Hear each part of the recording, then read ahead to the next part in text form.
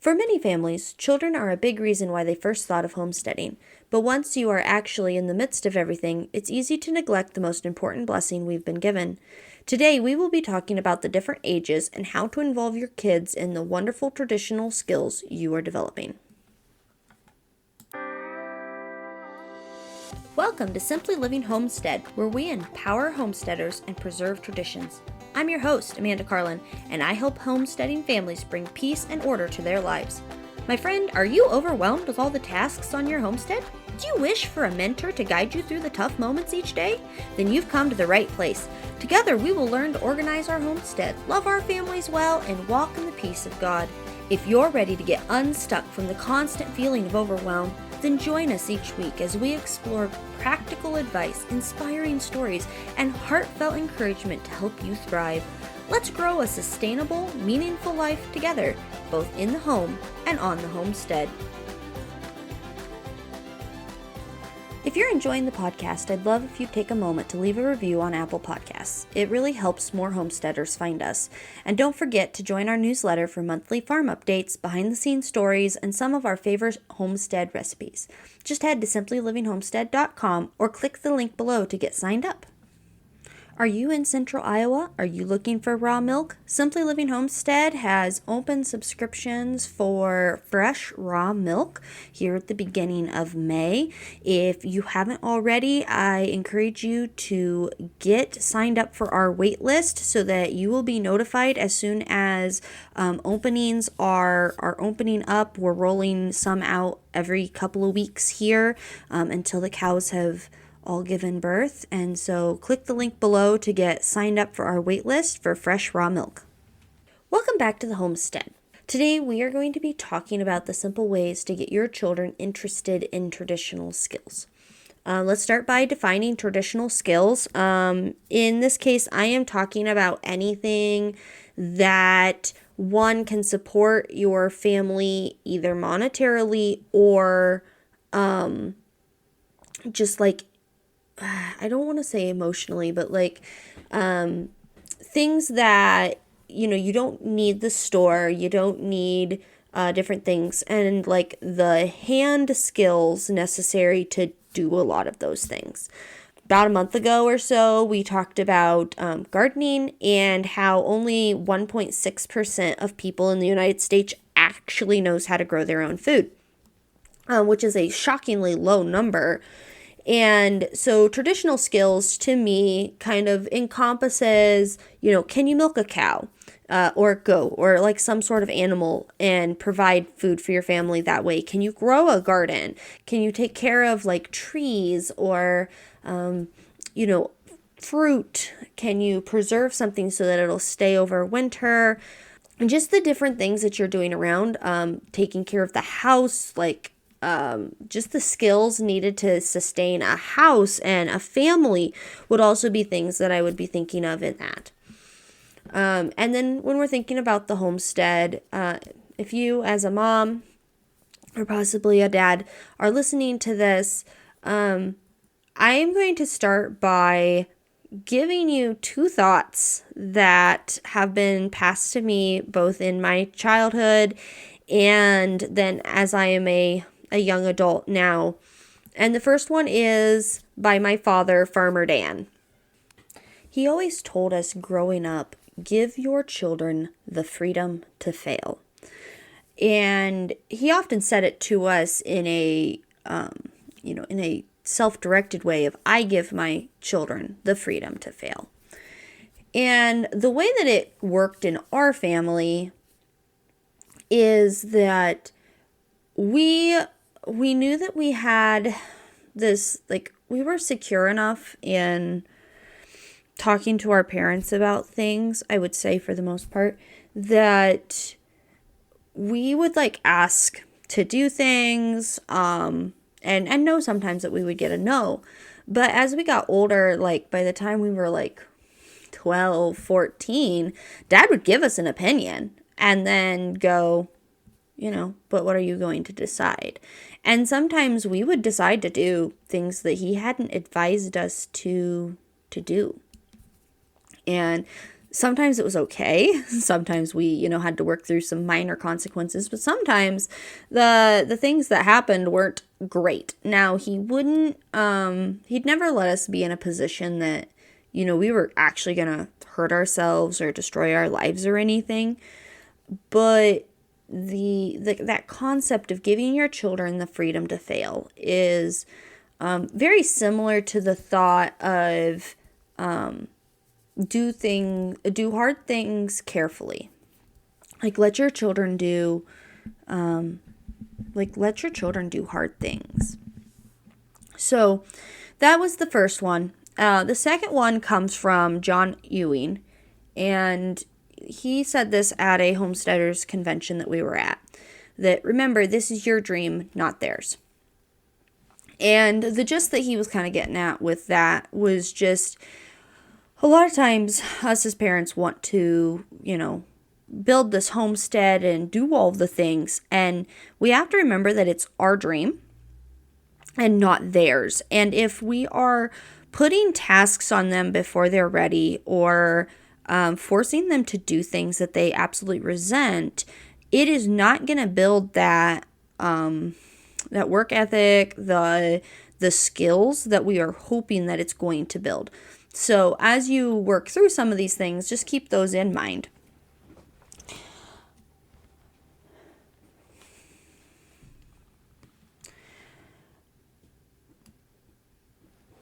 All right, so we have the children.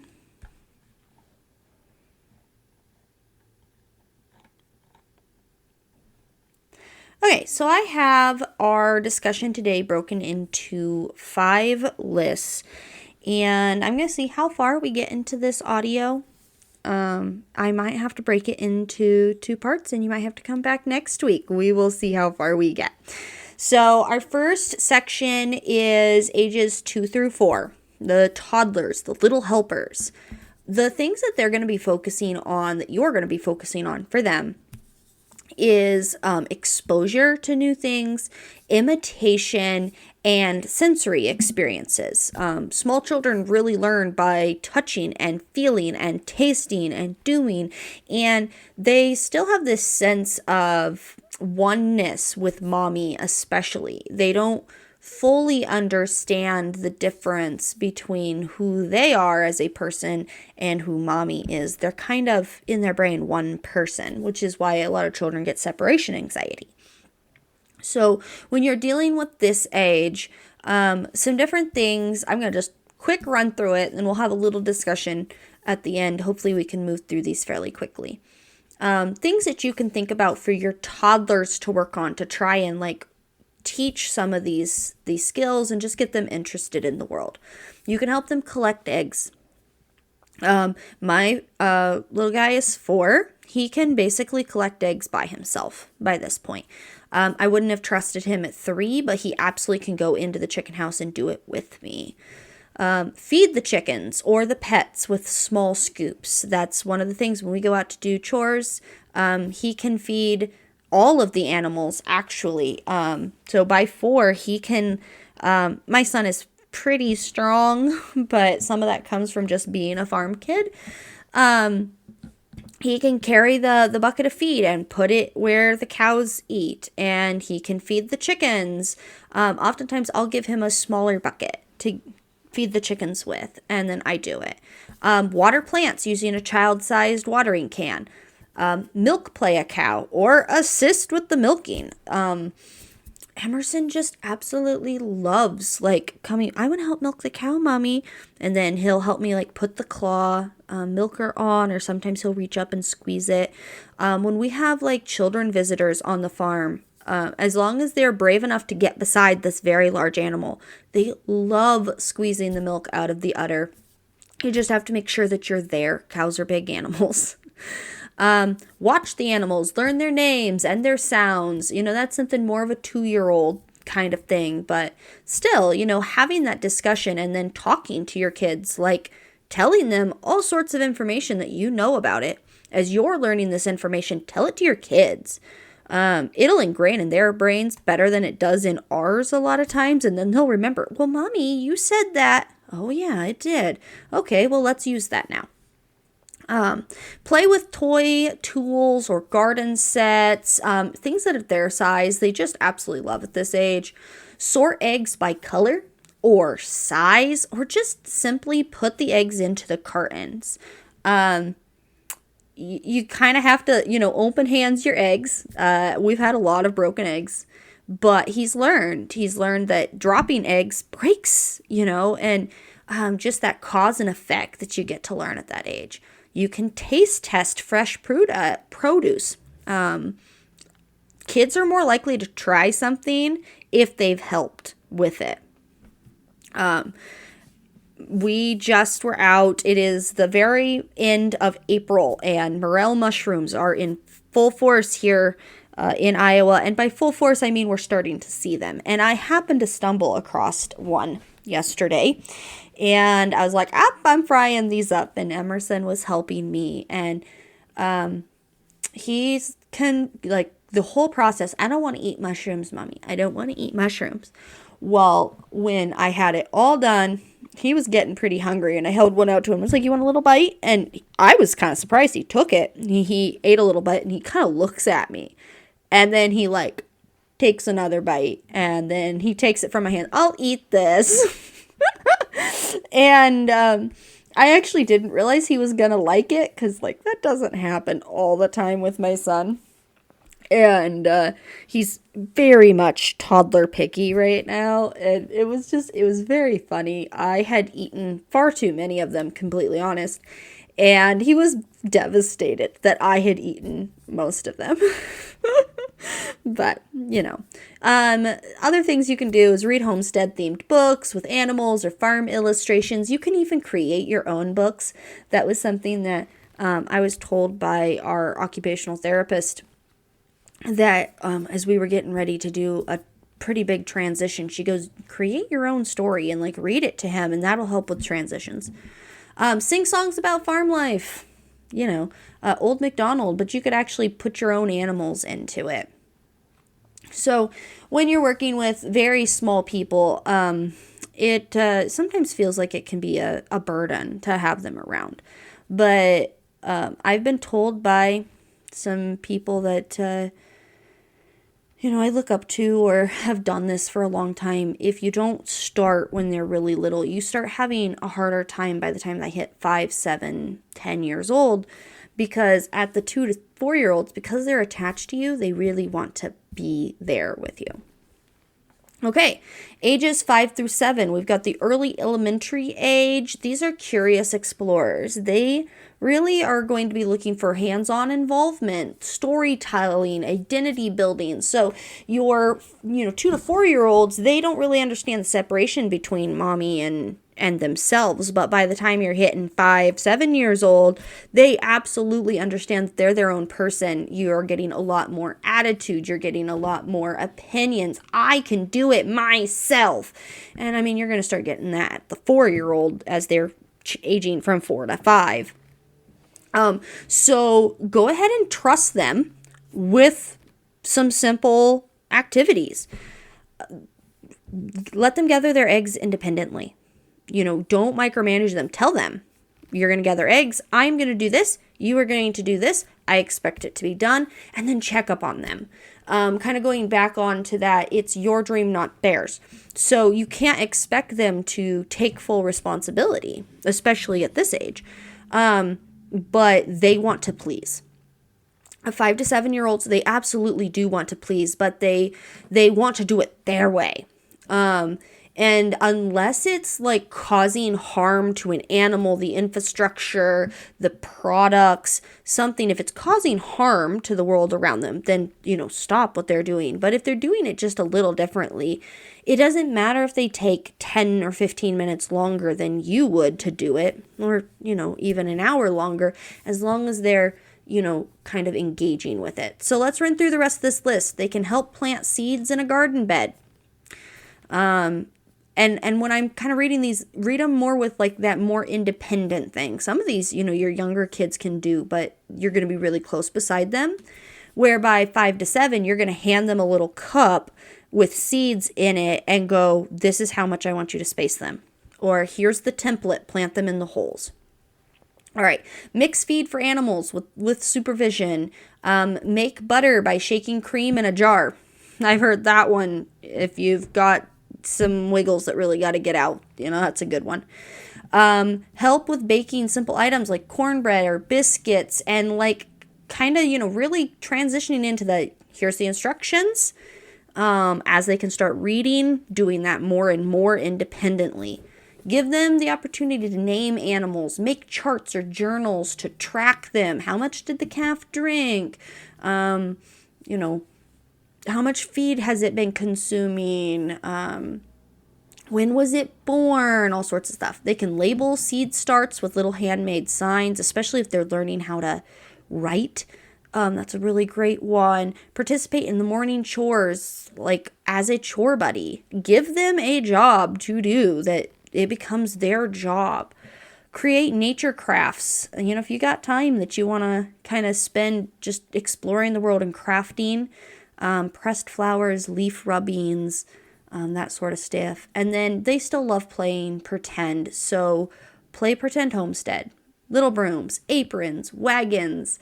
My story with this age comes from, it was actually more, less homestead and more pioneer when we were doing it. But we had a little wooden wagon and some neighbors that were a bit older than us. Like they were old enough to babysit us, so think 12, 14 years old. And we were like 6, 8. And we would stick a plastic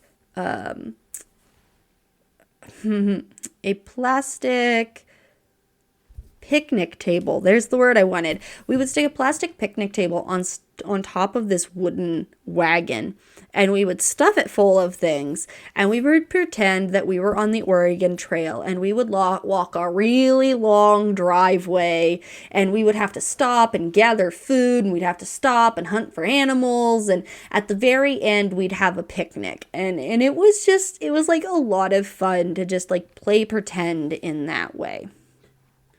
All right, we're on to the third set, and I am looking at our time, and I think we're going to cut this into 2. So our last set we're going to talk about today is 8 to 10 years old. They are starting to really transition into that independent helper. They're building skills and responsibility and confidence. So things that by 8, 10 years old, they absolutely can be doing, especially if you've been giving them responsibility up to this point. They can milk the goat or the cow. I have a 10 and a 13-year-old set of brothers that come, and they do all of the chores by themselves once a week for me here on the homestead. Now, I check up on them. Absolutely. I make sure that their jobs get done. But according to their mother, they've been doing their own chores independently for a couple of years, which puts them right at that 8, 10 years old. So you can milk a goat and a cow with supervision. You can make basic dairy products. You can make basic, like any food. Boy or girl, learn to make food. Butter, yogurt, cheese curds. Honestly, you could probably be making bread. Especially if you make your bread in like a mixer or something where, they're not having to knead it. They might not have strong enough arms to get full gluten development. But especially if they have like a mixer or something. Weed and water, the garden sections. Track animal care tasks on a, checklist or a chart of some sort. Start a compost bin. And learn what goes into it. Kind of those more complicated processes that you're going to be learning about and doing on the homestead. Your 8 to 10-year-olds can really, really be getting into that. Simple structures, like let them build things. Give them screws. Give them scrap pieces of wood. Give them like the tools and trust that they're going to be safe. If you've been doing the things properly that you need to be doing, to teach them up to this point, there might be accidents. I took a shovel to a toe, and that one I didn't have to have stitches for, amazingly. But, like sometimes the kids will do dumb things, and you just kind of have to roll with the punches. But also trust that they are going to, like, watch their footing, and they're going to do dangerous things carefully. Get them beside you preserving that food. By 8 to 10 years old, unless your child is struggling with, a disability of any sort, mental, physical, emotional, like whatever, it is okay to have them beside your hot things as long as you feel like you can trust your child. So have them help preserve food. Stuff the jars. If you don't want them to touch hot things yet, there are still a lot of things in the preserving process that they can help with, and then you can put that in the canner. Give them like very small tasks where they can, and maybe not small, but like tasks where they can take charge of something kind of on their own. You're going to supervise it. You're going to do all the searching and all of the, I guess searching isn't the right word, but all that information and knowledge, you're going to kind of hold on to that. You're going to help them do it, but they can maybe start earning a little bit of their own money. By that age, there's things they want. And if you can kind of attach that work, how much work does it take to get the thing you want, is a great financial way of searching through something. Use hand tools safely under guidance. Again, your things. Like, if you've been training them right, you can really kind of dig into that. And then if you're homeschooling, let them journal about the farm life and draw what they see each day. That might be a really good way to kind of start incorporating them in to the things that they're doing.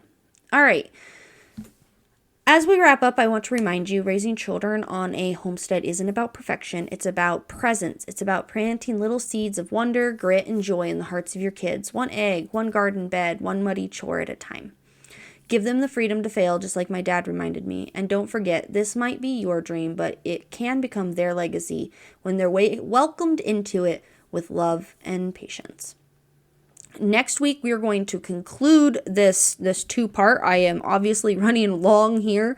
We are going to conclude this two-part with our older kids, ages 11 through 17, kind of talking about how to get them interested in the traditional things and the homesteading life so that they can carry on that legacy without them feeling like, well, this was mom's dream, but it really wasn't mine.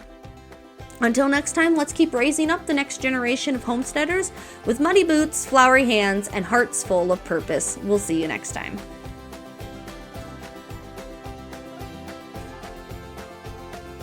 Well, neighbor, before you head out, I just want to say how much I've loved spending this time with you. If you too enjoyed our time together, don't forget to give us a follow and leave a quick review on your favorite podcast player.